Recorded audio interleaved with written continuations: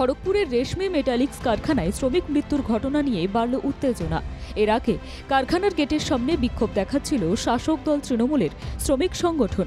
তারই উল্টো দিকে সামিল হলেন বিজেপি নেত্রী অগ্নিমিত্রা পাল ও নেতাকর্মীরা। শুক্রবার বেলা 11টার পর জাতীয় সড়ক অবরোধ করে বিক্ষোভ দেখাতে শুরু করে বিজেপি নেত্রী। গত কয়েক মাসে দফায় দফায় রেশমি মেটালিক্স কারখানায় দুর্ঘটনায় শ্রমিক মৃত্যুর ঘটনা ঘটেছে। সম্প্রতি গত এক সপ্তাহে দুজনের মৃত্যু হয়েছে বলে দাবি শ্রমিকদের। এরপরই কর্মীদের মধ্যে শুরু হয় অসন্তোষ। বৃহস্পতিবার দুপুরে মৃত শ্রমিকের ক্ষতিপূরণের দাবি ও পর্যাপ্ত নিরাপত্তা পরিকাঠামো তৈরির দাবি করে মালিকের সঙ্গে কথা বলারও চেষ্টা করে শ্রমিকরা। তবে সেখান থেকে ইতিবাচক উত্তর না পাওয়ায় শেষে বিক্ষোভের পথ বেছে নেয় দুই দল।